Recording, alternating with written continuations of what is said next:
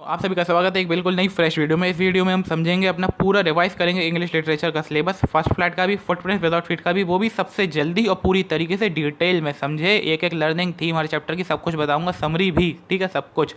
तो इसलिए हम पहला चैप्टर अपना देखते हैं, अपनी पोएम अमांडा, ठीक है। ये लिखी है रॉबिन क्लाइन ने। तो देखो, इसके पहले इसमें बेसिकली बात की गई है एक लड़की की, जिसको उसकी माँ हमेशा डांटती रहती है छोटी छोटी बातों के लिए। तुमने अपना होमवर्क करा नहीं करा, तुम कैसी दिख रही हो, ये मत करो वो मत करो, ठीक है। तो वो लड़की अपने माँ के डांटने से बहुत परेशान आ गई है, वो बिल्कुल सभी नाते बंधन तोड़ के अलग बिल्कुल रहना चाहती है। ये हमें दिखाया गया है। अब फटाफट पोएम के एक लाइन का देख लेते हैं। तो देखो, पहले पैरा में ये कहा इसकी माने कि अपने नाखून मत चबाओ, अपने कंधे मत झुकाओ, आलसियों की तरह मत बैठो स्लाउचिंग करके, ठीक है, सीधे बैठो एकदम स्ट्रेट। तो ये सब सुनने के बाद अमांडा तो बच्ची है, तो वो अब दूसरे पैरा में अपनी थॉट्स में बिल्कुल खो जाती है, जैसे हम बच्चे अपने बचपन में सोचते थे, ठीक है। तो वो सोचती है कि मैं एक बिल्कुल समुद्र के पास अकेली हूँ, एक परी, मैरमेड यानी कि जल परी, ठीक है, और आराम से वहाँ पे चल रही हूँ, ड्रिफ्टिंग ब्लिसफुली, ठीक है।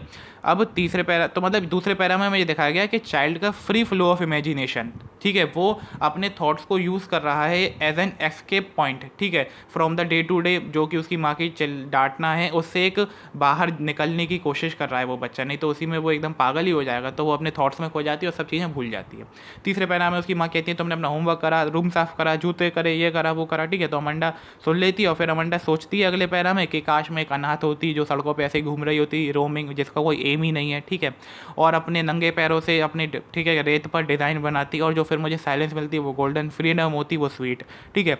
अब फिर अगले पैरा में उसकी माँ कहती है कि तुम चॉकलेट मत खाओ, तुम्हें अपने पिंपल से याद है ना, और तुम क्या जब मेरी तरफ देखोगी अगर मैं तुम्हें डांट रही हूँ तो, जैसे उसकी बच्ची देख ही नहीं रही थी उसकी तरफ, तो उसकी माँ से ये मतलब जिद करती है मेरी तरफ देखो ना। तो फिर ये सब सुनने के बाद भी अमंडा सोचती है कि आई एम रेपुंजल, तो मतलब वो सोचती है कि मैं तो एक रेपुंजल हूँ। रेपुंजल एक, देखिए, एक परियों की कहानी थी, परियों की, इंसानों की थी। तो उसमें वो उसकी चुड़ैल उसे रेपुंजल को कैद कर लेती है, वहाँ पे उसके एकदम अच्छा बर्ताव नहीं करती है, टावर में कैद कर लेती है, फिर उसके बालों से एक आदमी चढ़कर उसे बचाने आता है, ठीक है। तो वो सोचती है कि मैं तो रेपुंजल हूँ, मेरी कोई केयर ही नहीं कर रहा है यहाँ पे, लेकिन हाँ, जो टावर में लाइफ है ना अकेले रहने में, वो बहुत सुकून वाली है, इसलिए मैं उसी की तरह रहना चाहती हूँ। रेपुंजल तो पागल थी, वो भाग गई, ठीक है, पर मैं नहीं, मैं उसकी तरह अकेले रहना चाहती हूँ, हाँ, लेकिन मेरे को अपनी माँ का कोई भी इंटरफेरेंस नहीं चाहिए, ठीक है। तो फिर यहाँ पर उसकी वो कहती है कि मैं अपने हेयर नहीं दूंगी कोई भी ऊपर चढ़ाए। अब उस अगले पैरा में कहा है stop that sulking at once Amanda, तो उसकी माँ उससे कहती है ये इतना जिद्दी और मूडी बनना छोड़ो, ये अपनी बुरी सी शक्ल मत बनाओ मेरे सामने, जैसे आपकी भी मम्मी शायद आपसे कहती हूँ ऐसा, इसलिए बोल रहा हूँ, ठीक है। तो यही उसकी माँ कहती है, और फिर कहती है कि अगर तुम ऐसी शक्ल बनाओगी तो कोई सोचेगा कि मैं तुम्हें हमेशा डांटती रहती हूँ, फटकारती रहती हूँ, है मैं तुम्हें परेशान कर रही हूँ ऐसा, ठीक है, तो तुम क्या ऐसा दिखाना चाहती हो समाज में। तो मतलब इस पैरा को देख के हमें पता चलता है कि कैसे उसकी माँ सिर्फ अपनी इमेज के बारे में ख्याल कर रही है कि वो सोसाइटी में कैसा दिखेगी या कैसा उसके बारे में पता चलेगा लोगों को। ये नहीं सोच रही कि मेरी बेटी पे क्या बीत रही है, वो क्या सोच रही है, इतनी छोटी उम्र से उसका सारे ही मतलब ह्यूमन फॉर्म से रिश्ता टूटता जा रहा है, ठीक है। और ऐसे ही जो हमारा ही ऊपर वाला पैरा था चॉकलेट ना खाने वाला, तो इससे हमें ये पता चलता है कि मतलब अमांडा के लिए ये कितना ज़रूरी हो गया है कि वो एक छोटी सी एज से ये अपनी सुंदरता, ये बाल वाल, स्किन स्किन सबका ध्यान रखे। नहीं तो बच्चों को कहाँ ध्यान होता है, आप सबने रखा था क्या, नहीं ना। तो बस उसके लिए कितना ज़रूरी हो गया, उसकी माँ उसके मतलब हर चीज़ उसकी माँ की क्वेश्चनिंग से ही जुड़ी है, हर एस्पेक्ट उसकी माँ का क्वेश्चनिंग से जुड़ा है, बिल्कुल बिना कुछ क्वेश्चन के है ही नहीं उसकी ज़िंदगी में, ठीक है। तो बेसिकली अब हमें ये जो आखिरी पैरा है रेपुंजल वाला, वो ये शो करता है, सेकंड लास्ट पैरा, कि अब जो अमांडा है ना हमारी, वो हर ह्यूमन फॉर्म मतलब हर रिलेशन के खिलाफ हो गई है। वो नहीं चाहती कि मेरा कोई भी साथ संबंधी मेरे संग रहे, मैं बिल्कुल अकेली रहना चाहती हूँ। मतलब उसके पेरेंट का जो ये हार्श बिहेवियर है उसके संग, इतना इनह्यूमन तरीके का, बच्चे को बच्चे की तरह नहीं ट्रीट कर रहे हैं, तो वो उसने अमांडा को ऐसा बना दिया कि वो मतलब बिल्कुल ही अलग रहना चाहती है पूरी दुनिया से, अपनी अलग ही दुनिया में, ठीक है। तो इससे हमें ये दिखाया गया है कि हमें इसकी जो मेन चैप्टर की थीम है ना, वो ये है excessive restaurant and constraint on the young children and it's consequences, मतलब ज़्यादा उस पर जोर देना और ज़्यादा टाइप की रेस्ट्रिक्शंस लगाना, ठीक है, उनका प्रभाव क्या होता है छोटे बच्चे पे और उसका फिर असर क्या है, ठीक है, वो हमें इस चैप्टर की मेन थीम है। अब इसमें हमें लर्निंग क्या मिलती है, तो देखो हम किसी को भी एक ही दिन में सब कुछ नहीं सिखा सकते और फिर उससे ये ख्वाहिश नहीं कर सकते कि वो अगले दिन हमें वैसे ही बिल्कुल करके दिखा दे।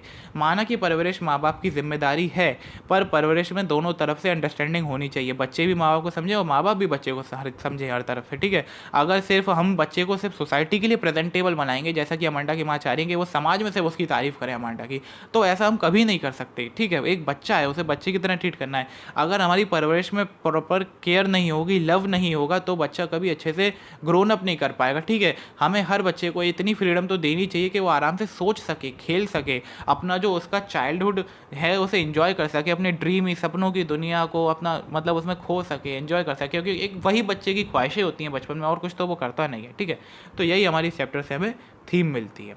ओके, तो मतलब ये पोएम जो है वो एक मैसेज देती है प्रॉपर केयर करने का। ठीक है, कि प्रॉपर केयर में लव बिल्कुल होना चाहिए। अब चलिए ये चैप्टर खत्म, अगले चैप्टर पे चलते हैं। तो देखो भाइयों, अब अपना अगला चैप्टर है ग्लिम्सेस ऑफ इंडिया। इसमें 3 पार्ट पढ़ेंगे, बेकर फ्रॉम गोवा, कूर्ग और टी फ्रॉम आसाम। ठीक है, एक एक करके सब पढ़ाऊंगा लाइन बाय लाइन, टेंशन मत लो।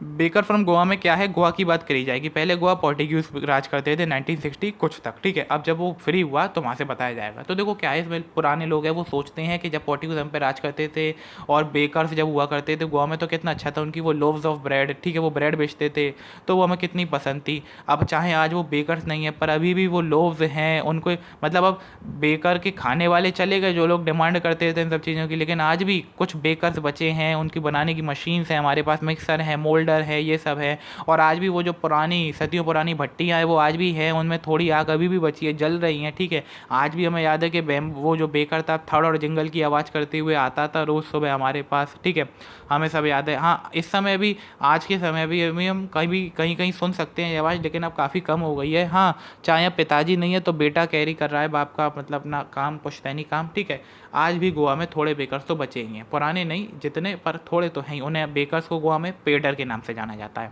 ठीक है, बचपन में गोवा में बेकर ही हमारा फ्रेंड, कंपेनियन, गाइड सब हुआ करता था। वो हमारे घर 2 बार आता था, एक सुबह एक शाम को। ठीक है, सुबह आता था जब पूरे सेलिंग पे निकलता था, शाम को अपनी बास्केट खाली करने के बाद वो एक हाथ में बेम्बू पकड़ा होता था और एक हाथ से अपने सर पे रखी हुई बास्केट को सपोर्ट करता था। फिर जब वो भी घर आता था तो घर की लेडीज़ को गुड मॉर्निंग करता था, बास्केट को उस बेम्बू पर टिकाता था जो वो हाथ में पकड़ा होता था और फिर देता था। ठीक है, तो बच्चे उससे क्यों प्यार करते थे? ब्रेड लोव्स के लिए नहीं, ब्रेड लोव्स तो पास्किन और बेस्टाइन यानी काम वाली बाई के लिए होते थे। वो लोग प्यार करते थे उनसे ब्रेड बेंगल्स के लिए। ठीक है, ब्रेड बेंगल्स में एक अलग प्रकार की खुशबू होती थी तो बच्चों को बहुत ही पसंद थी। तो जब भी वो अपनी झंग झंग की आवाज़ करते हुए आता था उस बेम्बू से, सो ही सब बच्चे एकदम उठ के आ जाते थे। मतलब ये भी केयर नहीं करते थे कि उन्हें ब्रश भी करना है, यानी वो सोचते थे अरे यार कौन वो दांतों से ब्रश करे, इससे बढ़िया है फटाफट से गर्म गर्म चाय पियो, सब कुछ अंदर चला जाएगा, क्लियर, एकदम बढ़िया है कि नहीं है। लेकिन फिर उनके माँ बाप उन्हें डांट डपट के अंदर भगाते थे। पर जब भी वो किसी छज्जे पर चढ़ के बेकर की अपनी बास्केट में देख ही लिया करते थे कि क्या लाया भाई, हम भी ले ले। ठीक है, तो वो लोग बड़ी चाव से उस सबको खाते थे, लेते थे। फिर इनकी इंपॉर्टेंस बताई गई है हमें बेकर्स की। तो देखो, कोई भी शादी में अगर तोहफा दे रहे हो उसमें बोल नहीं है, जो ब्रेड से बनते थे उनका कोई भाई मतलब ही नहीं, तुम बेकार गिफ्ट दे रहे हो, चलो भागो यहाँ से। ठीक है, फिर अगर कोई भी पार्टी और फीस्ट में ब्रेड नहीं है तो भाई मज़ा ही नहीं है। जैसे आज की पार्टी में कुछ चीज़ें हैं नेसेसरी होती चाहिए। ठीक है, ऐसे ही अगर माँ ने अपनी बेटी की सगाई पे हमेशा बनाती थी ब्रेड के सैंडविचेस, अगर वो नहीं है तो मज़ा बेकार। और हर फेस्टिवल पे, ठीक है, ओकेजन पे केक्स और बोलेनास तो होते ही थे। ये भी फेस्टिवल स्वीट्स हैं टाइप की। ठीक है, तो ये सब होनी थी वहाँ पे। और बेकर की फर्नेस यानी उसकी भट्टी अगर विलेज में, तो मतलब ऐसी चीज़ थी कि ऑक्सीजन ना पर ये होनी चाहिए। ये थोड़ा ज़्यादा नहीं हो गया ऑक्सीजन? हाँ, मतलब बहुत ज़्यादा ज़रूरी थी, आप ये समझ सकते हैं। ठीक है, अब आगे की बात करें तो बेकर उस समय में एक पर्टिकुलर ड्रेस पहनते थे, जैसे कवाई कहा जाता था। कवाई क्या होती है, घुटने से नीचे तक पहुंचती है, लेकिन फुल पैंट से थोड़ी छोटी होती है, हाफ पैंट से बड़ी और फुल पैंट से छोटी। अब जो लोग ये कह रहे हैं और वो कह रहे हैं कि हम, ये तो बहुत पुरानी बात है, लेकिन हमारे सामने तो बेकर शर्ट पैंट पर ही आ गए थे। हाँ, लेकिन आज भी कोई बंदा अगर हाफ पैंट पहन लेता है तो उसे हम कहते हैं पेडर आ गया यानी बेकार आ गया। ठीक है, अब इसमें आखिरी पैरा में बोला गया कि बेकर अपने जो बिल होते थे वो बिल्कुल महीने के एंड में कलेक्ट करते थे, और जो भी रिकॉर्ड होते थे उन्हें दीवारों पर पेंसिल से नोट कर लिया करते थे। ठीक है, उन्हें बड़ा मज़ा आता था ये सब करने में। और फिर क्या कहते हैं, उन्हें पैसे मिलते थे। उस समय का काफ़ी प्रॉफिटेबल प्रोफेशन था ये, क्योंकि वो हमेशा प्रॉस्पेरस दिखते थे, खुश दिखते थे, उनके घर वाले, वो उनके काम वाले सब। ठीक है, और उनकी जो प्लम्प फिजिक थी यानी कि मोटे एकदम तगड़े बनिया जैसे, ठीक है, तो वो उनका इस बात के लिए सबूत थी कि हाँ ये बात काफ़ी प्रॉफिटेबल प्रोफेशन है उस समय का। ठीक है, तो बस आपको यही इस चैप्टर में जो बताया उसे दिमाग में रखना, पेपर फोड़ दोगे। चले अगले चैप्टर पे, चलो चलो चलो चलो, ज़्यादा दूर है क्या? हाँ भाई आ गए। तो देखो अगला चैप्टर है हमारा इसी में कूर्ग। ठीक है, कूर्ग क्या है भाई, शुरू करते हैं। देखो कूर्ग एक टाउन है जो कि मैसूर और बेंगलोर के बीच में आता है। ये कर्नाटका का सबसे छोटा डिस्ट्रिक्ट है। इसको देखकर ऐसा लगता है कि भगवान ने इसे स्वर्ग से हमारी धरती पे भेज दिया, यानी ये बहुत ज़्यादा सुंदर है। यहाँ पे कौन रहते हैं, यहाँ पे मार्शल मैन और उनकी वुमेन और थोड़े जानवर रहते हैं। ठीक है, अब देखो कूर्ग का दूसरा नाम कुडगू है। यहाँ पर टी प्लांटेशन है, स्पाइसिस प्लांटेशन है और एवरग्रीन फॉरेस्ट है। एवरग्रीन फॉरेस्ट की वजह से बहुत बारिश होती है, इसलिए मानसून में तो जाने की सोच भी मत लेना।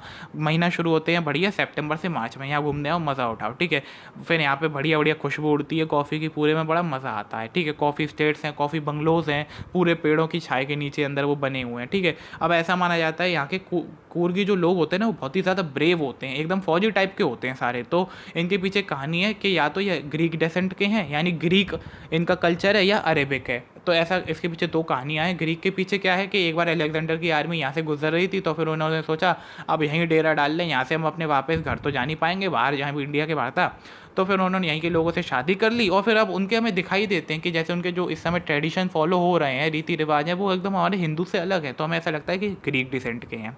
ठीक है, ग्रीक सारी मान्यताएं फॉलो कर रहे हैं। अब अरब जो है, अरेबिक डिसेंट, तो उसके पीछे कहानी ये है कि यहाँ के लोग एक लंबा सा काला कोट पहनते हैं। ठीक है, जिसकी कमर पे कढ़ाई हो रही होती है, बिल्कुल वो ऐसा लगता है। ठीक है, उसे यहाँ पे कहा जाता है कुपिया। अब जो कुपिया है वो एकदम उसकी तरह लगता है, कुफिया की तरह, जो कि अरेबिक लोग पहना करते थे।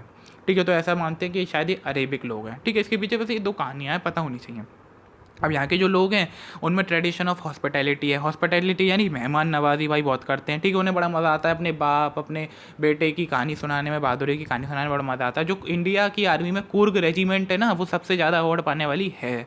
ठीक है, जो हमारे इंडिया के आर्मी के फर्स्ट जनरल थे, जनरल करियप्पा, वो भी कूर्ग के थे। और इवन नाउ आज भी इंडिया में जिन लोगों को अलाउ है कि बिना लाइसेंस के वेपन रखना, वो सिर्फ कूर्गी ही लोग हैं, उन्हीं को अलाउ है और किसी को नहीं है। अब बताएगा यहाँ पर रिवर के बारे में। तो देखो जो कावेरी रिवर है वो यहाँ के रेन फॉरेस्ट से और माउंटेन से अपना पानी लेती है। यहाँ पे हमें महासीर जो कि एक फ्रेश वाटर की बड़ी फिश है वो देखने को मिल जाएगी। किंगफिशर्स हैं, स्क्विरल्स हैं, लंगूर हैं। ठीक है, और हमारे हाथी आती हैं सब, जो कि नहाते धोते हैं, बड़ा मज़ा आता है। अब देखो वैसे तो ये इतना पिछड़ा हुआ गाँव था, ये था तो, लेकिन इन्होंने अपनी ज़िंदगी बहुत ही एडवेंचरस बना ली। कैसे, यहाँ पर आपको सारी वो एक्टिविटी मिल जाएंगी, river rafting, canoeing, rappelling, rock climbing, mountain climbing. ठीक है, ट्रैकिंग के लिए आपको बहुत सारे आपको ट्रेल्स मिल जाएंगे, पाथ मिल जाएंगे ऐसे, जो कि ट्रैकर्स के फेवरेट होते हैं। यहाँ पर आपको बर्ड्स, बीज, बटरफ्लाई, ये सब मिल जाएंगी, माकाओस, मालाबार स्क्विरल्स, लंगूर और अपना सिलेंडर लॉरिस। ठीक है, सिलेंडर लॉरिस भी मिल जाएगा, ये कुछ बढ़िया ही जानवर है। और लेकिन अपना लेखक कहते हैं कि उन्हें तो भाई वाइल्ड एलिफेंट्स के बारे में ज़्यादा मज़ा आता है। ठीक है, अच्छा कूर्ग के आसपास जो घूमने की जगह है उनमें क्या है कि अगर आप ब्रह्मगिरी हिल्स से चढ़ के जाओगे ना, तो आपको पूरा कूर्ग का एक बढ़िया सा व्यू मिलेगा, पैनोरामिक व्यू। ठीक है, अगर आप फिर वहाँ से रोप ब्रिज से होते हुए आगे जाओगे तो आपको निसर्ग धाम पहुँच जाओगे, जो कि 64 एकड़ का 64 एकड़ का बड़ा सा आइलैंड है। ठीक है, उसके आगे आप जाओ तो आपको तिब्बतियन सेटलमेंट मिल जाएगा बाइलाकुप्पे के पास, जो कि इंडिया का सबसे बड़ा है, मतलब सेटलमेंट, तिब्बतियन सेटलमेंट। ठीक है, तो एक बोनस की तरह है, अगर आप कूर्ग जाओ तो ये सब देख सकते हो। ठीक है, और यहाँ पे जो मॉन्क्स होते हैं वो रेड येलो ड्रेस टाइप के पहने होते हैं। ठीक है, आपने देखा हो रेड येलो कलर की उनकी ड्रेस होती है। ठीक है, तो ये कुछ ऐसे सरप्राइजेज हैं जो कि अगर कोई आदमी इंडिया का दिल देखने आया है ना, कि मतलब यहाँ पे क्या कल्चर है, ट्रेडिशन है, तो वो यहाँ आए, उसे बहुत ही मज़ा आएगा, उसके लिए एकदम जन्नत सा हो जाएगा ये सब कुछ। ठीक है, यही था कूर्ग में। आपको बस पॉइंट्स याद रखने हैं जो बताएं दिमाग में, चैप्टर फूट जाएगा। इसमें कोई ऐसा ज़्यादा डिटेल में क्वेश्चन नहीं आएंगे, एसएसटी के चैप्टर की तरह है, बस पढ़ लेना। ठीक है, बाकी बता ही दिया है तुम्हें। अगला चैप्टर देख लेते हैं, टी फ्रॉम आसाम। तो देखो भाई, टी फ्रॉम आसाम में क्या है। टी फ्रॉम आसाम, प्रांजल राजवीर दो दोस्त हैं, दोनों दिल्ली में इस समय रहते हैं। अब जो प्रांजल है वो बेचारा पैदा आसाम में हुआ था, तो उसको चाय पत्ती के बारे में खूब पता है। तो वो राजवीर को कहता है चल गर्मियों की छुट्टी में मेरे संग चल, अपन दोनों घूम के आते हैं, बढ़िया मेरे घर पर रुकेंगे। तो वो ऐसा ही है, दोनों ट्रेन में बैठ जाते हैं, जा रहे हैं, गरम चाय एक वेंडर बोलते हुए आता है। तो फिर राजवीर कहता है पता है तुम्हें कि एक दिन में 80 करोड़ कप चाय पी जाती है पूरी दुनिया में। तो प्रांजल कहता है भाई बड़ी बात है। ठीक है, तो फिर अपना प्रांजल डिटेक्टिव वाली किताब पढ़ने लगता है और राजवीर अपना बाहर की सीनरी देखने लगता है। वैसे तो राजवीर भी चाहता था डिटेक्टिव किताब को, पर अभी वो ने कहा मैं सीनरी देखूंगा, तो उसको बड़ा मज़ा आता है भाई। हर जगह जहाँ तक आंखें जा रही है टी बशेज है, ग्रीनरी, मतलब इतना मैग्निफिशेंट व्यू है। मैग्निफिशेंट यानी कि बहुत बड़ा व्यू है। अगेंस्ट पीछे का जो बैकड्रॉप यानी बैकग्राउंड है ना, उसमें बड़ी बड़ी वुडेड हिल्स यानी पहाड़ियाँ हैं, और उनके आगे टी बशेज फैले हुए हुए हैं, जहाँ तक आंखें देख सकती हैं वहाँ तक टी बसेस हैं। फिर कुछ दूर चल के टी बसेस से बड़े बड़े पेड़, उन्हें छोटा करते हुए, मतलब टी बसेस छोटी लगती है उनके सामने, ड्वार्फिंग द टी बसेस, उनके बड़े शेड ट्रीज आ जाते हैं उनके आगे बड़े बड़े, ठीक है। तो उनके आगे ऐसा लगता है टी बसेस तो कैसे डॉल सी चल रही हैं, ठीक है, गुड़िया सी चल रही हैं ऐसा लगता है। अब फिर कुछ ही दूर बाद राजवीर को एक वो दिखती है बिल्डिंग जो कि चिमनी से अपनी स्मोक उगल रही है, उसे बड़ा बुरा लगता है, क्या इतने बढ़िया सुंदर दृश्य में ये आ गई। तो फिर राजवीर कहता है भाई टी गार्डन, तो प्रांजल कहता है मैं ये तो देखा ही हुआ है, तू क्या बता रहा मेरे को, ठीक है। तो फिर बाद में वो लोग जाते हैं। अब फिर वो कहता है पता है मुझे चाय के बारे में 2 कहानियाँ बताएं लेजेंड्स की। तो प्रांजल कहता है बताइए कौन सी कहानी पता है तुझे। तो फिर वो कहता है पता है एक बार एक चाइनीज एम्परर था जो हमेशा पानी उबाल के पीता था, तो उसके पानी में एक बार गलती से कुछ पत्तियां गिर गईं और उसने देखा नहीं, उसने उबाल लिया पी लिया, तो उसे बड़ा अच्छा स्वाद लगा, तो जब से इसने टी का नाम दे दिया। फिर एक प्रांजल पूछता है दूसरी बता भाई, तो राजवीर दूसरी बताता है कि एक बार एक बुद्धिस्ट मॉन्क थे, तो उन्हें नींद आती थी मेडिटेशन करते समय, इसलिए उन्होंने अपनी आईलिड्स काट ली, पलकें काट ली, जिससे उन्हें नींद ही ना आए। अब उनकी आईलिड्स जहाँ गिरी वहाँ से 10 पेड़ हो गए, 10 पेड़ की जो पत्तियाँ थी वो पानी में डाल के पियो तो सारी नींद ही उड़ जाती है पूरी। तो उन्हें बड़ा मज़ा आता है प्रांजल को, वो कहता है अच्छा भाई तू बड़ी बढ़िया बढ़िया बातें बता रहा। अब सोई ट्रेन रुक जाती है मरियानी जंक्शन पे। अब जो प्रांजल के पापा थे वो वहाँ पे असम में एक टी एस्टेट में मैनेजर थे, ढेकियावाड़ी टी एस्टेट के, तो वो वहाँ आ जाते हैं उन दोनों को लेने। फिर वो दोनों गाड़ी में बैठ के चलने लगते हैं, बढ़िया बढ़िया गाड़ी से घूमते हैं, उन्हें आस पास वही टी बसेस ही पूरे में दिखती हैं, टी प्लकर्स दिख जाते हैं, वही अपनी पीठ पे क्या कहते हैं एक बास्केट लिए हुए पीछे पत्ती डालते हुए, आपने देखा होगा ना एप्रन पहने ऐसा ही। फिर प्रांजल आगे जाता, मतलब प्रांजल और राजवीर दोनों जा ही रहे होते हैं, तब वो फिर एक ट्रक जा रहा होता है उनकी गाड़ी के बगल में से टी लीव्स के लिए, तो प्रांजल जी के पापा मिस्टर बरुआ जी थोड़े साइड हो जाते हैं जिससे वो आगे निकल जाए। तो फिर राजवीर कहता है मिस्टर बरुआ ये तो सेकंड फ्लश है ना स्प्राउटिंग पीरियड, इस समय तो बढ़िया टी एकदम यील्ड होती है। तो फिर उसके पापा कहते हैं मिस्टर बड़ुआ हाँ भाई बिल्कुल सही बात है राजवीर, तुम अपना लगता है होमवर्क करके आए हो। तो फिर हमारा राजवीर कहता है हाँ वैसे तो मैं करके आऊँ लेकिन मुझे उम्मीद है मैं यहाँ और सीखूंगा, ठीक है। तो ये हमारा यहाँ पे ये चैप्टर भी ख़त्म होता है। अब इससे हमें कुछ नहीं करना है, इसमें हमें राजवीर और प्रांजल के करेक्टर पॉइंट्स याद रखने हैं कि राजवीर एक बहुत ही अच्छा लड़का था, क्यूरियस था, हमेशा लड़ने के जोर देता था, ठीक है, और उसको डिटेक्टिव स्टोरीज पसंद थी, उसे लर्न करना पसंद था, क्यूरियस था, ठीक है, और बाकी उसे हर जगह जाना आना पसंद था, एक अच्छा फ्रेंड था वो, ठीक है, क्योंकि प्रांजल के संग इतने दूर आए ना, यही सब उसके बारे में कहानी मिलती है। और एक हम कह सकते हैं एनवायरनमेंट लवर था वो बहुत बड़ा, जैसे उसे ग्रीनरी पसंद थी ना, ऐसे हमें करेक्टर पॉइंट्स से याद रखने। बाकी प्रांजल क्या एक अच्छा दोस्त था उसका, ये है, ठीक है। तो इसके बारे में बस यही है, इसके आपको कोई टफ क्वेश्चन नहीं आएगा पेपर में से, हल्का फुल्का ही कोई आएगा क्योंकि इसमें कुछ ऐसा है ही नहीं खास। ये भी ख़त्म, इसका कोई थीम ही में ऐसा कुछ नहीं है। चलिए अब अपना अगला चैप्टर देख लेते हैं। देखो ये तो आ नहीं रहा है, अभी मैं निकाल लेता हूँ। तो चलो अपना अगला चैप्टर है मैडम राइड्स द बस, ठीक है, वल्ली मई वाला चैप्टर। तो देखो भाई इसमें आ जाए बड़ा बढ़िया चैप्टर मज़ा आएगा। तो देखो एक लड़की थी जो कि 8 साल की थी जिसका नाम था वल्लिया मई, ठीक है। उसको वल्ली कहते थे लोग शॉर्ट टाइम में। उसके खेलने के लिए कोई दोस्त नहीं था, तो वो इसलिए उसका फेवरेट पास टाइम था कि वो अपने घर के गेट पर खड़ी हो जाती थी और देखती रहती थी बाहर सड़क पर क्या हो रहा है, ठीक है। तो लेकिन उसके लिए वो करना भी इतना बढ़िया लगता था उसे कि जैसे कोई हम बहुत ही एलेबोरेट बहुत ऊँचा गेम खेल रहे हो, ठीक है। आगे चलते हैं, यही था बस।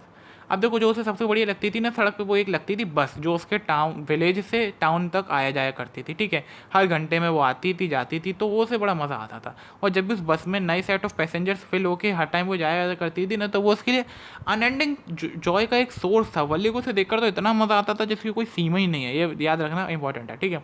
अब फिर क्या हुआ, दिन बीते, तो उस भाई वल्ली के दिमाग में एक जो छोटी सी इच्छा थी बस में राइड करने की इच्छा तो उत्पन्न हो ही गई थी, तो वो एक बहुत ही बड़ी विश बन जाती है। अब वल्ली दिन रात उसी के बारे में सोचने लगती है। वल्ली को उन लोगों के चेहरे जो बस में घूमते थे ना वो सपनों में आते हैं, मतलब भाई, ठीक है। तो वल्ली अब अगर कभी कोई वल्ली का दोस्त घूम कर आता तब बस में वो कहता था ऐसा हुआ, तो वल्ली कहती थी टू प्राउड, तो मतलब वल्ली जेलस फील करती थी, ठीक है। और उसके दोस्त एक ऐसा स्लैंग एक्सप्रेशन समझ के, जो हम दोस्तों में भाषा जो उपयोग करते हैं उसे स्लैंग एक्सप्रेशन कहते हैं, तो स्लैंग एक्सप्रेशन समझ के उसे छोड़ देते थे, कुछ नहीं कहते थे भाई, ठीक है।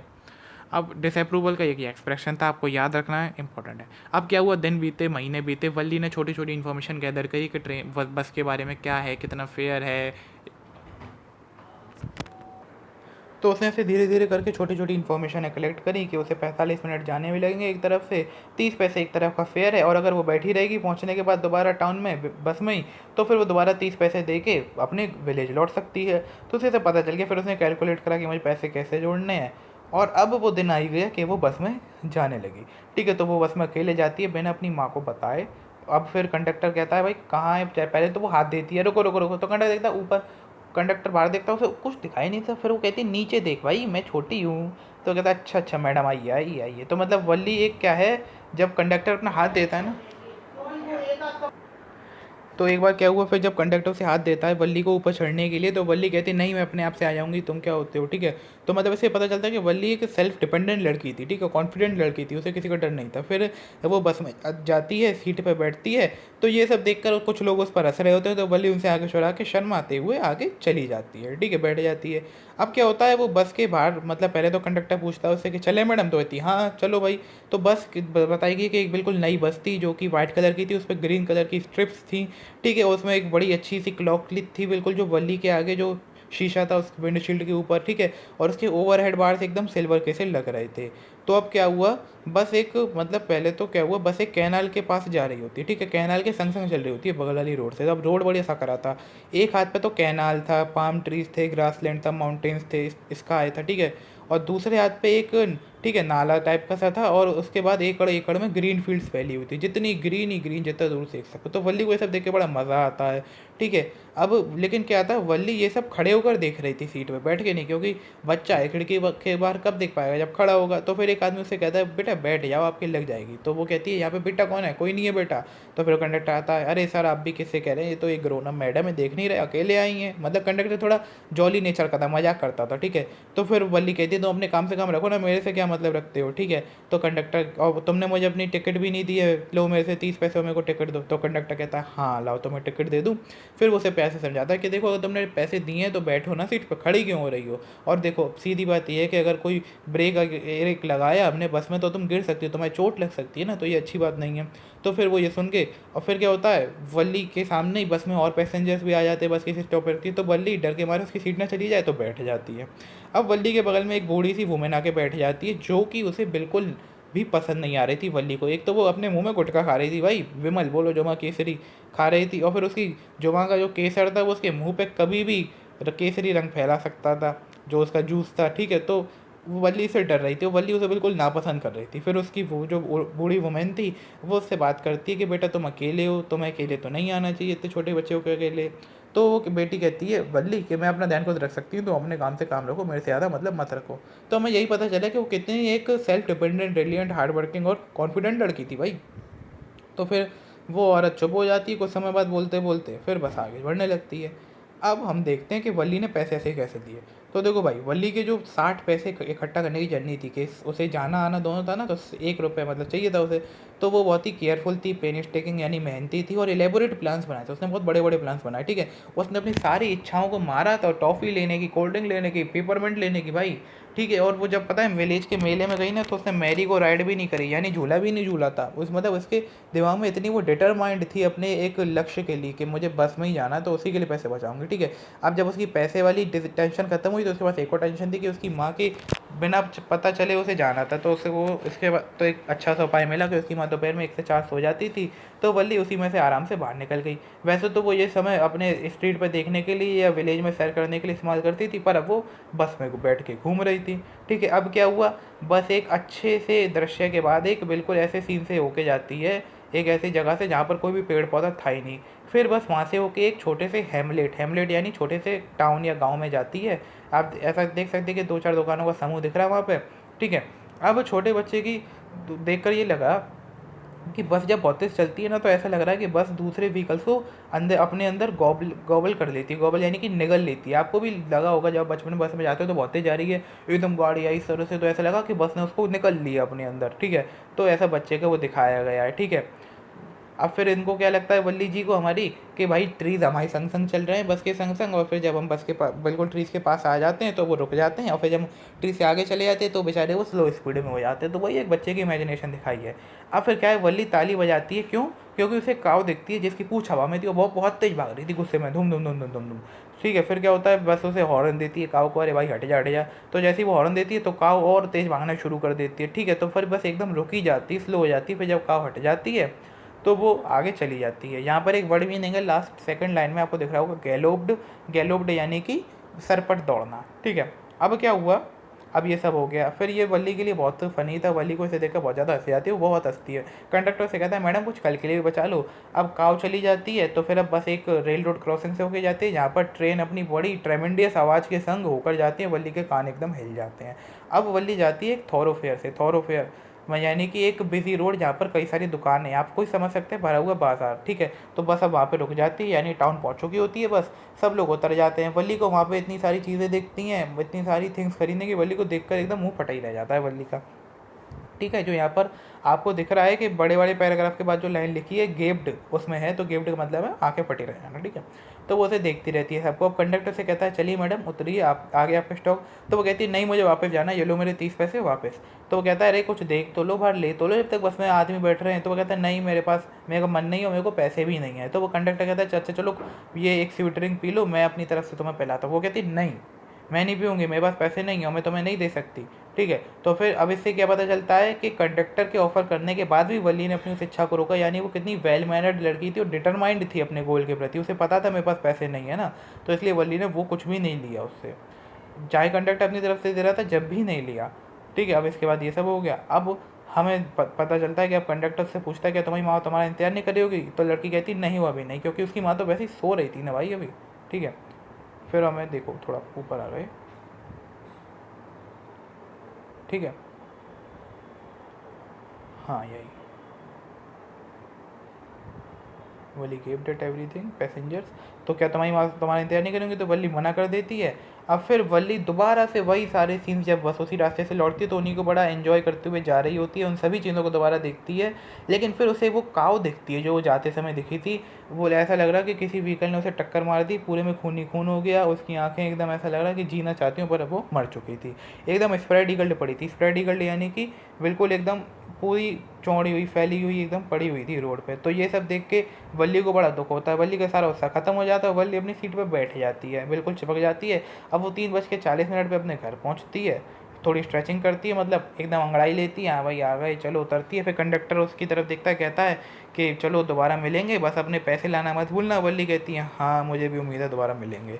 अब वो हंसती है, कूद जाती है, फिर वो अपने घर जाती है तो वो देखती है उसकी माँ और एक आंट बात कर रही थी जो कि साउथ एक्सटेंशन से आई थी।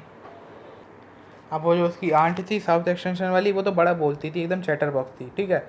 अब ये सब होता है तो वल्ली फिर उनकी माँ और उनकी आंट की बातें सुनती है कि वो उनकी माँ कह रही होती हैं कि हाँ हमारी दुनिया में बहुत कुछ हो रहा होता है, हमें ज़रूरी नहीं है हर चीज़ के बारे में पता हो, और अगर हमें पता भी हो तो हम क्या ही कर लेंगे, हर चीज़ के बारे में कुछ भी नहीं कर सकते हैं। तो ठीक है, तो उसकी आंट कहती है हाँ आपकी सही बात है, ये तो होता ही है। तो वल्ली कहती है, वल्ली एकदम अपनी नाक इसमें डालती है कन्वर्सेशन में, यानी इंटरफेयर करती है। वो कहती है हाँ मैं भी आपकी बात से एग्री हूँ कि हमारी नॉलेज के बिना भी दुनिया में बहुत कुछ हो रहा है। अब फिर उसकी आंट इस बात पे कहती है देखो तो ये छोटी सी लड़की हमारी बातों में कितनी नाक डाल रही है, ऐसा वैसे बात कर रही है जैसे कोई ग्रोन अप लेडी हो, मैच्योर लेडी हो, ठीक है। तो अब इससे हमें पता चलता है कि वल्ली गई थी तब तो वो एक बच्ची थी, लेकिन जब वो लौटती है उसे वो काव दिखती है तो वो एक मैच्योर हो चुकी थी, उसे पता चल चुका था कि दुनिया में बहुत कुछ होता है, दुनिया में अगर एक तरफ खुशी खुशी है तो एक तरफ दुख ही दुख है, ठीक है। लाइफ जैसे हमारी खुशियाँ लाती है, ऐसे ही डेथ एक हॉरेबल पार्ट है लाइफ का, लेकिन क्या करें इनसेपरेबल है, ठीक है, हमें फेस करना ही पड़ता है, और हम हर चीज़ के बारे में दुनिया में नहीं जान सकते। तो फिर वल्ली हंस देती है और उसकी माँ और उसको आंट थी वो उसे ऐसे ही समझ के छोड़ देती है, कुछ नहीं कहती, अरे बच्चा ही तो है क्या पता बोल दी। अब देखो इससे हमें क्या सीख मिलती है चैप्टर से। पहली तो ये कि दुनिया अपने आप में एक किताब है, लर्न करने के लिए, पढ़ने के लिए, लोगों को समझना होता है, ठीक है, बहुत बड़ी चीज़ है दुनिया। कहते नहीं जिसने दुनिया देख ली उसने सब कुछ देखा है। दूसरी बात कि एज कभी भी कोई बैरियर नहीं होता है कि जब हम कुछ नया कर रहे होते हैं या ग्रेट थिंग कर रहे होते हैं। तीसरी चीज़ कि हमें हमेशा जो नॉलेज है उससे लिमिटेड नहीं रहना चाहिए, हमें और नॉलेज करने के लिए हमेशा क्यूरियस होना चाहिए, जैसे वल्ली थी, ठीक है, वो जानना चाहती थी सब चीज़ें, वो करना चाहती थी, देखना चाहती थी। तो यही सब कुछ सीखें, लर्निंग है। अब इस चैप्टर की मैं आपको बताऊं तो थीम ऐसी कुछ खास नहीं है, बस एक बच्चे की क्यूरियोसिटी दिखाई है उसके ऊपर है, तो आप लिख सकते हैं क्यूरियस माइंड ऑफ चाइल्ड इसकी थीम है। लर्निंग मैंने आपको बताई दी तीनों पॉइंट्स के, वो दुनिया खुली किताब है उसे पढ़ो, और दुनिया हमारी नॉलेज के बियॉन्ड भी बहुत कुछ है दुनिया में, हमें सबको सीखना चाहिए, लिमिटेड नॉलेज के संग हमें क्या सेटिस्फाइड नहीं रहना चाहिए। बाकी एज का भी कोई बैरियर नहीं होता नई चीज़ें सीखने और करने में, ठीक है। इसी के साथ हमारा चैप्टर ख़त्म होता है, अब हम आगे चलते हैं। तो चलो भाई अब शुरू करते हैं अपना tale of custard the dragon वाली पोएम। तो देखो भाई पोएम होने से पहले ये एक बलाड है। बलाड क्या है भाई, बला नहीं है कोई, अरे ये बलाड वो पोएम होती हैं जो सॉन्ग हो, ठीक है, या स्टोरी, मतलब वो पोएम जो कोई सॉन्ग की तरह हो या कोई स्टोरी पूरी नरेट कर रही हो, ठीक है। तो ऐसी है ये कुछ। अब बलाड में क्या होता है, एंडिंग स्टार्टिंग सब कुछ बड़ी क्यूरियस होती है, सरप्राइज होती है। अब देखो इसमें क्या है, पहले पैरा में कहा गया है, बेसिकली अब इसे शॉर्ट में समझते हैं। बेलिंडा है एक लड़की, उसके संग उसके 3 लोग और रहते हैं। एक तो उसका चूहा जिसका नाम है अपना इंक, ठीक है, तो चूहे का नाम है उसके ब्लिंक, उसकी एक कैट है उसका नाम है इंक, और उसका एक डॉग है जिसका नाम है मस्टर्ड, ठीक है। और उसके पास एक ड्रैगन भी है भाई, ड्रैगन भी पाल रखा है बेलिंडा ने, जिसका नाम है कस्टर्ड। अब देखो क्या है भाई, जी जो बेलिंडा, इंक और ब्लिंक है और मस्टर्ड है, ये सब अपने आप को बहुत ब्रेव समझते हैं। मतलब बेलिंडा अपने आप को इतनी ब्रेव समझती है जैसे एक पूरे बियर्स की, उसमें कई सारे बियर्स की ताकत हो। और इंक और ब्लिंक अपने आप को इतने ब्रेव समझते हैं कि वो लॉयन को पछाड़ सके, ठीक है। मस्टर्ड अपने आप को इतना ब्रेव समझता है जैसे कि कोई को टाइगर हो गुस्से में, ठीक है। लेकिन हमारा जो ड्रैगन है, कस्टर्ड है ना, वो अपने आप को बड़ा रोता रहता है हमेशा, ठीक है। कस्टर्ड की अपीयरेंस बताई गई है बिल्कुल ड्रैगन की तरह ही है। उसके बड़े बड़े दांत हैं, उसकी सर पे उसके स्पाइक्स हैं, कांटे हैं, ठीक है। उसकी एकदम मुंह एकदम फायरप्लेस की तरह, जैसे ड्रैगन के मुंह से आग निकलती है ना, वैसा ही उसकी नाक से बहुत सारा धुआं निकलता है चिमनी की तरह, ठीक है। और उसके पैर में भाई एकदम छोटी छोटी तलवारें हैं, मंजे, बड़े बड़े नाखून, ठीक है। अब बताया गया है भाई कि बेलिंडा, इंक, ब्लिंक हमेशा उसका मजाक उड़ाते हैं, ठीक है। इंक और ब्लिंक, मस्टर्ड उसे पर्सीवाल बुलाते हैं। पर्सीवाल क्या है भाई, एक हीरो था जो वैसे तो बड़ा अपने आप को क्या वो बनता रहता था, ब्रेव ब्रेव, लेकिन जब समय आया तो बेचारा भाग गया पीठ दिखा के, तो उसे बुलाते रहते हैं, ठीक है। और बेलिंडा उसकी मतलब गुदगुदी मचाती है बहुत ज़्यादा, इतनी गुदगुदी मचाती है बेचारा वो परेशान हो जाता है, जो हमारा कस्टर्ड है ड्रैगन परेशान हो जाता है। अब आप देखो कि गुदगुदी से कैसे भाई ड्रैगन परेशान हो जाए, गुदगुदी तो उसे मचेगी ना जो एक सॉफ्ट व्यक्ति होगा, ठीक है, हम जैसे लोग होंगे, लेकिन वो तो हार्ड होता है। तो ये शो करता है कि ड्रैगन एक बड़ा सॉफ्ट है वहाँ पर, वो थोड़ा पेट ऐसा है, ठीक है, वो इसलिए वो ब्रेव नहीं है, उस कॉवर्डाइज को शो कर रहा है ये उसकी, कि वो गिगलिंग से परेशान हो रहा है, ठीक है। अब फिर इंक और मस्टर्ड उसे उसकी चढ़ाती हुई इसकी उससे उम्र पूछते हैं कि हाँ भाई तू कितने साल का है ये तो बताइयो, ठीक है। फिर क्या होता है, सडनली उनको एक आवाज़ सुनाई देती है बुरी सी। तो मस्टर्ड जो था वो एकदम और ध्यान से सुनता है, ठीक है, डॉगी था उनका, और इंक और ब्लिंक और बेलिंडर सब सुनते हैं। तो उन्होंने देखा कि एक पायरेट था, डाकू, समुद्र वाला, एक आंख पे वही, ठीक है, वो विंडो से अंदर आ रहा था, विंडा यानी कि विंडो, ठीक है। उसके एक हाथ में पिस्टल थी, एक हाथ में अपना, ठीक है, मतलब दोनों ही हाथों में पिस्टल थी, और अपने मुंह में एक चाकू पकड़ा हुआ था वो, ठीक है, खंजर टाइप, और उसकी दाढ़ी काली थी, एक पैर उसका लकड़ी का था। और अब इसे देख के ये तो समझ आ गया कि पायरेट कुछ भी अच्छा नहीं चाहता है। तो फिर बेलिंडा एलेंडा सब चिल्लाते हैं और इधर भाग जाते हैं। मस्टर्ड कहीं अपने जाता है, ठीक है, इंक अपनी हाउस होल्ड में घुस जाती है, ब्लिंक अपना माउस में अपने बिल में घुस जाता है, चूहा अपना, ठीक है। लेकिन जो कस्टर्ड था ना, जो सबसे कोवर्ड बनता रहता था हमेशा, डरपोक, जो हमेशा केज के लिए रोता रहता था, वो बाहर निकलता है ऐसे कि जैसे इंजन शुरू हुआ एकदम, इतने गुस्से में, और अपनी जो टेल है ना, पूंछ, वो ऐसे मारता है दीवार पे जैसे कि आयरन का कोई ऑब्जेक्ट डंजियन यानी कि प्रिजन, लोहे के जो पिंजरा होता है उसमें मारा, वैसी आवाज़ निकलती है, एकदम क्लैटर एंड क्लैंक वाली आवाज़ निकलती है, ठीक है। और फिर वो एकदम मटकते मटकते जाता है, स्क्विड में यानी कि वॉकिंग है ना, ट्विस्टेड मैनर, उसमें जाता है पायरेट के पास, ऐसे जैसे कि रॉबिन यानी कि जो बर्ड होती है, वो एक चिड़िया के बर्ड हो, वो एक इंसेक्ट के पास जा रही है उसे खाने, ठीक है। और फिर वो पूरा पायरेट को निगल लेता है, मतलब कस्टर्ड पूरा पायरेट को खा जाता है, सॉरी अभी नहीं खाता है। तो मतलब पहले तो पायरेट पहले आंखें फाड़ के देखता है ये क्या, फिर पायरेट अपनी वाइन की बोतल में से थोड़ी वाइन पीता है, उस पर 2 गोली चलाता है जो नहीं निकलती, लेकिन अब हमारा जो वो ड्रैगन था वो उसे खा लेता है पूरा, एकदम चबा जाता है। फिर बेलिंडा वो सब बाहर निकल आते हैं, उसे खुश, उसे मतलब बड़ा ही मानते हैं कि तुमने हमें बचाया, उसे कंधे पर उठाते हैं, घुमाते हैं, नाचते हैं, उसे चाटता है उसका जो डॉग था, ठीक है, ये सब करते हैं। अब फिर उसका, लेकिन अब वही सब अपने पुराने डर्रे पर लौटाते हैं। मस्टर्ड कहता है अरे मैं तो बहुत ब्रेव होता, वो तो मैं छुप गया। इंक और बिलिंग कहते हैं अरे हम तो 3 गुना ज़्यादा ब्रेव होते, वो तो हम भी नहीं, हमने सोचा नहीं, ठीक है। और फिर कस्टर्ड कहता है, वो समझदार था बेचारा, इन्हें कि मैं क्या समझाऊँ, मैं ब्रेव हूँ तो मैं हूँ, मुझे पता है, इनको नहीं बताना मुझे, ठीक है। वो कहता है हाँ भाई तुम सब तो हो ही मुझसे ब्रेवर। फिर वही सब शुरू पुराना ढर्रा हो जाता है, बेलिंडा उन्हीं के संग सबके संग रह रही है, और फिर हमारा जो कस्टर्ड है वो एक नाइस सेफ केज के लिए रो रहा है। तो ये शो करता है कि हमारा जो कस्टर्ड था वो असलियत में ब्रेव था, पर वो किसी को शो नहीं करता था बिना फालतू। भाई देखो असली ब्रेव कौन होता है, वो नहीं जो हर समय ब्रेव बने, असलियत में ब्रेव वो होता है जो सिचुएशन पर ब्रेव हो, ठीक है। कई बार क्या होता है कि हर टाइम अपने को ब्रेव कहने वाला जब मेन टेस्टिंग सिचुएशंस आती है ना, उसमें वो पीछे रह जाता है या एक कॉवर्ड कायर बन जाता है, ठीक है। इस चैप्टर से हमें क्या सीख मिलती है, तो देखो भाई हर पर्सन के पास सेल्फ डिपेंडेंस, सेल्फ रिलियंट और सेल्फ रेस्पेक्ट होनी चाहिए। यही उसकी वो चीज़ें हैं जो उसे समाज में उसकी सही जगह दिलाएंगी, ठीक है। और ब्रेवरी और करेज तो वो चीज़ें हैं जो इंसान की जब भी टेस्ट की जा सकती हैं जब उसे डिफ़िकल्ट सिचुएशन में डाले।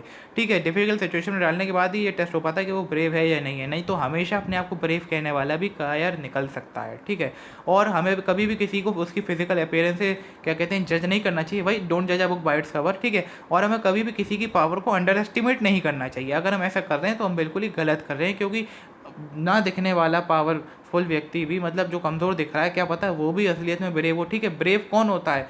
जिसके पास स्ट्रेंथ ऑफ माइंड होती है, सेल्फ कॉन्फिडेंस होता है, वो नहीं जिसके डोले डोले बन रहे हैं। अगर उसमें जिगरा ही नहीं है, कलेजा ही नहीं है, तो वो क्या लड़ेगा? कुछ नहीं। ठीक है, तो यही इससे हमें सीख मिलती है। ये सब दिमाग में डाल लेना, पेपर दे आना, मस्त होगा। चलो अब आगे चलते हैं फटाफट। तो भाई देखो, अब सरमनेट बनारस में आ गए हैं। ठीक है, अपने कीसा गौतमी वाला चैप्टर है, गौतम बुद्धा जी वाला, तो फटाफट से इसे देखना है, शुरू करना। तो देखो क्या था, गौतम बुद्धा हमारे पहले उन्होंने ज़िंदगी शुरू करी सिद्धार्थ गौतम की तरह। एक वो राजकुमार थे जो कि स्कूल गुरुकुल चले गए। ठीक है, और वहाँ पे जाके उन्होंने हिंदू सैक्रेड स्क्रिप्चर्स पढ़े। 4 साल बाद वो वहाँ से लौटा एक राजकुमारी से शादी करने के लिए, फिर उनके एक बच्चा हो गया। अब वो जब लौट के आए ना, तो उन्होंने 10 साल तक बड़ी अपनी राजशाही ज़िंदगी जी अपने बच्चे के संग, बीवी के संग। फिर एक बार वो जब मतलब अभी उन्होंने कुछ नहीं देखा था दुनिया में, जो भी दुख दर्द थे वो तो उन सब से दूर थे, सिर्फ सुख ही सुख देखे थे। फिर एक बार जब वो शिकार पर जाते हैं तो वो एक बूढ़े व्यक्ति को देखते हैं, फिर एक क्या कहते हैं चिता जलती हुई देखते हैं, फिर एक बीमार को देखते हैं, और फिर फाइनली एक आदमी को देखते हैं जो कि भीख मांग रहा था। तो इन सब सीन को देख के उन्हें वो इतने मूव हो जाते हैं वो कि वो वर्ल्ड में निकल जाते हैं एनलाइटमेंट गेन करने। एनलाइटमेंट क्या? State of high spiritual knowledge, मतलब जब हमें ऊपर वाले की नॉलेज हो जाए कि असली जीवन क्या है। ठीक है, मोह माया कुछ नहीं होता। तो फिर वो 7 साल तक भटकते हैं, बाहर अपना सब राजमहल छोड़ देते हैं, बाहर जाते हैं, भटकते हैं। फिर वो 7 साल बाद एक पेड़ के नीचे बैठे जाते हैं, पीपल के पेड़ के नीचे, जहाँ पर वो जब तक बैठने की कसम खा लेते हैं जब तक उन्हें पूरी नॉलेज नहीं आ जाती। ठीक है, फिर उन्हें वो 7 दिन बाद उस पेड़ का वो नाम रख देते हैं बोधि ट्री। ठीक है, अब वहाँ पर फिर वो अपने सरमन यानी कि स्पीच देना शुरू कर देते हैं। सरमन मतलब उपदेश देना। ठीक है, वो अपना पहला उपदेश देते हैं बनारस शहर में, जो कि गंगा नदी के तट पर स्थित है। तो उसी उपदेश के बारे में बताया गया कि एक बार क्या हुआ, एक औरत का बच्चा मर गया जिसका नाम था कीसा गौतमी। तो फिर वो पागलों की तरह अब हर आदमी के पास जाती है, हर घर में कहती है कि दवाई दे दो, दवाई दे दो। लोग उसे कहते हैं बेटा ये मर चुका है, अब ये नहीं उठेगा। तो फिर एक आदमी उसे कहता है मैं तुम्हें दवाई तो नहीं लेकिन एक फिजिशियन का रास्ता बता सकता हूँ, तुम सके मुनि बुद्धा जी के पास जाओ। तो फिर वो अपने बेटे को लेके गौतम बुद्धा जी के पास जाती है। वो उनसे कहते हैं कीसा गौतमी से कि चलो तुम मुझे एक मुट्ठी मस्टर्ड की सीड लगा के दो, लेकिन कंडीशन ये है कि ऐसे घर से होनी चाहिए जहाँ पर किसी ने अपना पति, बेटा, बाप, बहन, बीवी कुछ नहीं खोया हो, यानी किसी की भी डेथ नहीं हुई हो। तो कीसा गौतमी जाती है हर घर पे और कहती है मस्टर्ड सीड दे दो। तो उसे लोग दया करके दे देते हैं। लेकिन जब वो पूछती है कि तुम्हारे घर में कोई मरा तो नहीं है, तो वो कहते हैं भाई कि जिंदा कम है मरे ज़्यादा हैं, इसलिए हमारे घाव पर नमक में छिड़को और जाओ यहाँ से। ठीक है, तो फिर वो कीसा गौतमी बिल्कुल थक जाती है, वेरी यानी थक जाती है, होपलेस होकर बैठ जाती है सिटी किनारे।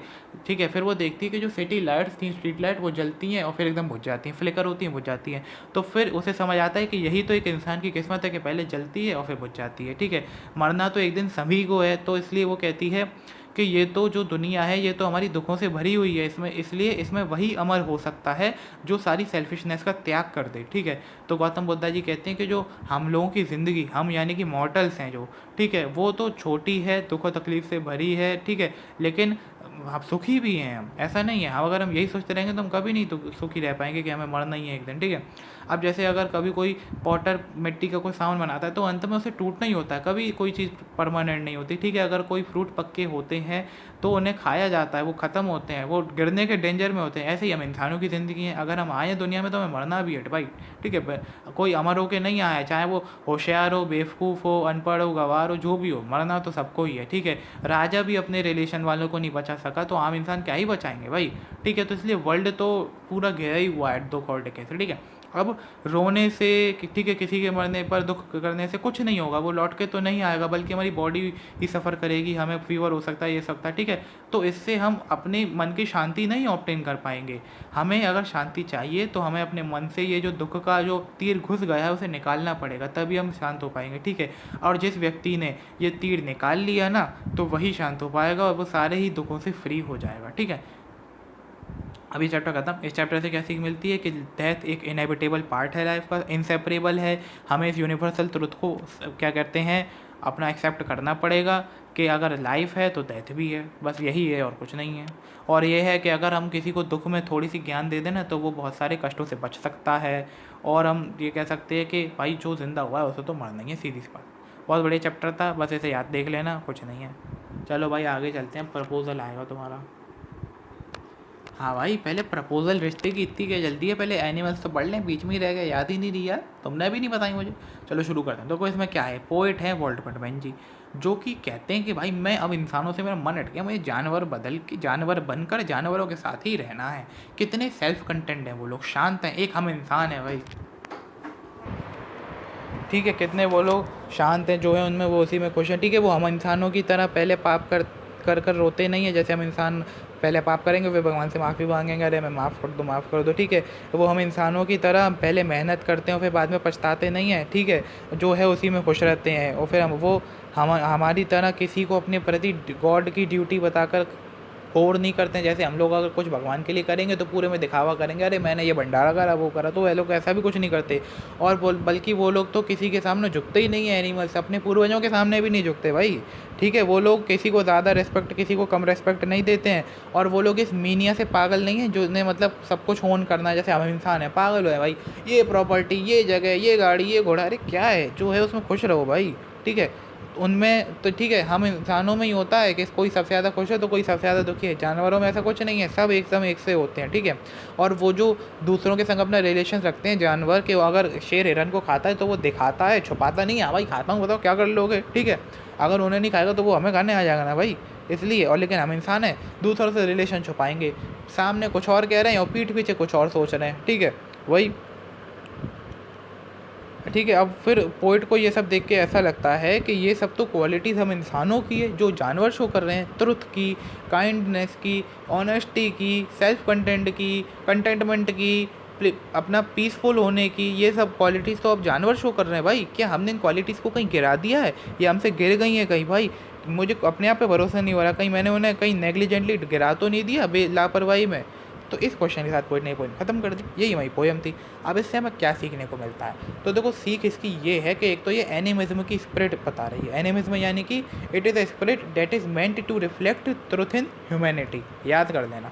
अब दूसरा क्या है, ये इसकी थीम जो है वो ये है कि इस समय का जो हमारा नेचुरल ऑब्सेशन चल रहा है as oppose to the modern day living, ठीक है, मतलब नेचुरल लिविंग जो है उस अब as oppose to the modern day living, यही इसकी थीम है कि अब के इंसान के लिए भाई पैसा उसका मतलब भगवान जी उसके लिए पैसा हो चुके हैं। पहले इंसान भगवान की पूजा करता था पर अब इंसान पैसे की पूजा करता है, ठीक है, जो भी है पैसा ही है, उसे कुछ और से मतलब नहीं है, वो सिर्फ पागल हो गया चीज़ें ओन करने के पीछे। और इसके कारण वो इतने दुख दर्द झेलता है जिसका उसे खुद भी पता नहीं है, हमेशा चिंता में रहता है, अरे वो प्रॉपर्टी का पेपर नहीं हुआ, अरे यार ये फंसा हुआ है एग्रीमेंट, अरे ये करोड़ रुपये अटक गए, तो इसमें फंसा रहता है, वो भूल चुका है। अगर हम कंपेयर करें ना एनिमल्स को और ह्यूमंस को, तो एनिमल्स हमसे कई जन फार बेटर बैठेंगे। ह्यूमंस जो है वो बंडल है किसका, कॉम्प्लिकेशंस, कॉन्ट्राडिक्शंस, कन्फ्यूजन्स, लेकिन जो एनिमल्स हैं वो हैं भाई सेल्फ कंटेंट, प्लेसिड, कंटेंटेड, जो भी है उसमें खुश हैं, ठीक है। इससे हमें ये सीख मिलती है कि हमें शांत रहना चाहिए, जो है उसमें खुश रहना चाहिए, कभी भी ज़्यादा की मतलब इच्छा रखो लेकिन इतनी भी नहीं, ठीक है। कभी भी हमें ये जो झूठी एक रिस्पेक्टेबिलिटी का सेंस है ना, ये जो हमारी इज्जत की जो पूरा ढोल बजता रहता है, अरे उसकी इतनी इज्जत है, अरे लोग सामने सर झुकाते हैं, ये सब बेकार है, कोई सब आपकी सामने इज्जत कर रहे हैं, पीछे कुछ और सोच रहा है, ठीक है। तो ये सब हमें फालतू की बातों को छोड़ना चाहिए। चलिए अब आगे चलते हैं प्रपोजल की तरफ। देखो भाइयों, अब ये लास्ट चैप्टर है द प्रपोजल। अब देखो इसमें क्या है, दो हैं मतलब तीन करेक्टर हैं, लोमोव, चुबुकोव और नटालिया। पहले तो समझ लो चैप्टर किस पर है। देखो रशिया में क्या हुआ था, 19वीं सदी में एक ट्रेंड से चल गया था शादियों का। शादी तो हर साल ही होती है पर एक ऐसा ट्रेंड चला जिसमें शादी सिर्फ पैसे के लिए हो रही कि हाँ लड़के को दिख रहा है लड़की के पास ज़्यादा पैसा है, लड़कियों को दिख रहा है लड़के के ज़्यादा पैसा है, तो बस शादी कर लो फटाफट। कोई प्यार इच्छा रिलेशनशिप कुछ है ही नहीं, बस जो भी था सब पैसे ही बन गया था, ठीक है। तो उसी पर ये चैप्टर बेस है। अब देखो क्या है, लोमोव था वो एक लैंडलॉर्ड था और नेबर था किसका, चुबुकोव का। अब चुबुकोव की बेटी थी नटालिया। तो देखो लोमोव ना छोटा था काफ़ी, मतलब शादी करने लायक हो गया था, 35 साल का था, इसलिए उसे शादी तो करनी थी। अब उसको एक आध बीमारी भी थी, उसे मतलब एकदम हार्ट बीट उसकी तेज हो जाती, तो वो कहता है मैं क्यों ना चुबुकोव की बेटी से शादी कर लूँ। तो पहले तो वो चुबुकोव के पास जाता है, बड़े अच्छे से दोनों एक दूसरे से मिलते हैं और वो बड़े अच्छे कपड़े पहन के आता है। तो चुबुकोव कहता है कि भाई कहीं तुम स्पेशल आए हो, तो वो कहता है हाँ आया तो हूँ, तुम्हें मुझे तुमसे एक बात कहनी है, क्या तुम मुझे अपनी बेटी का हाथ दोगे, मुझे तुम्हारी बेटी नतालिया से शादी करना चाहता हूँ। चुबुकोव कहता है अरे भाई ये तो बहुत खुशी की बात है। तो वो कहता है ठीक है अब चलो अपनी बेटी को बुला दो। तो उसकी बेटी आती है नटालिया। अब नटालिया कैसी बेटी थी, देखो नटालिया सिर्फ पैसे को प्यार करने वाली थी, वो उसे क्या कहते हैं लोमोव से कोई प्यार नहीं था। वो दोनों आते हैं, पहले तो नटालिया को पता ही नहीं चलता ये उसका हाथ मांगने आया है, अब चुबुकोव को तो नटालिया से शादी करनी ही करनी थी, क्योंकि एक तो उसकी 35 साल की उम्र हो गई थी, 35, और उसे एक तो दिक्कत भी थी, हार्ट में पैल्पिटेशंस होती थी, और जब भी वो रात में सोता था तो उसे ऐसा लगता था कि कोई उसे एक तरफ से खींच रहा है फिर दूसरी तरफ से खींच रहा है, तो इस सबसे परेशान था। उसे शादी तो करनी थी, अब नटालिया को भी करनी थी क्योंकि वो पैसे को चाहती थी। तो फिर नटालिया उससे बात करती है, अभी तक उसे पता नहीं था नटालिया को कि ये मेरी शादी के लिए आया। तो फिर वो उनके की बात पहुंचती है कि ऑक्सन मीडोज़ पर, ऑक्सन मीडोज़ पे पहुंच जाती है। क्या वो उनका कन्वर्सेशन होता है, फालतू है कुछ नहीं। ऑक्सन मीडोज़ पे क्या लूमोफ कहता है वो ऑक्सन मीडोज़ हमारे हैं, अब नटालिया कहती है वो ऑक्सन मीडो मेरे हैं। तो इन दोनों में इनकी बहुत बहस होती है, मतलब एकदम इतना रद्दी सा एकदम खेल हो जाता है, इतना कि लड़ाई मराई पे उतर आते हैं भाई। वो कहता है गोली मार दूंगा, हट जा मेरे सामने, ये सब होता है। फिर वो कहती है नटालिया अपने पापा चुबुकोव से कि ले जाओ इसे यहाँ से मेरी नज़रों के सामने से। तो चुबुकोव कहता है ठीक है मैं ले जा रहा हूँ उसे, बाहर फेंक आ रहा हूँ। अब बाहर जब उसे डाल आता है वो, तो फिर नटालिया कहती है वैसे यहाँ आया ही क्यों था। तो उसके पापा कहते हैं बेटा तो तुम्हारी शादी के लिए हाथ मांगने आया था। तो वो कहते भाई पापा तुमने पहले क्यों नहीं बताया, इतना अमीर है ये, मैं से शादी क्यों नहीं करूँगी। तो फिर वो चुबुकोव जाता है, उसको वापस इवान को लेकर आता है अपने लोमोव को, वो वहाँ पे जाके बैठता है। फिर वो कहता है ठीक है कि चलो मैं अब तुमसे शादी करना चाहता हूँ। तो वो कहती है हमें भी तुमसे शादी करना चाहती हूँ। अब क्या होता है भाई, फिर दोनों बात करते हैं। अब कहीं से बात उनके कुत्ते पे पहुँच जाती है। कुत्ता बोले तो उसके पास एक अलग ब्रीड का डॉग था, उसके पास एक अलग ब्रीड का डॉग था, ठीक है। अब दोनों लड़ने लगते हैं कि कौन सी ब्रीड का डॉग ज़्यादा अच्छा है, मेरी वाली गैस ब्रीड का या तुम्हारी वाली स्क्वीज़र ब्रीड का। तो भाई इस पर दोनों खूब लड़ते हैं कि तुम्हारा इतना सस्ता है, मेरा इतना महंगा है, तुम्हारा रेस में ऐसे जीतता है, मेरा हार जाता है। मतलब बेफालतू की बात है भाई, कुछ सेंस ही नहीं है जिसका रिलेशनशिप में तुम्हें क्या डॉग से लड़ाई करनी है शादी होने के बाद, है कोई सेंस है इस बात का, नहीं ना।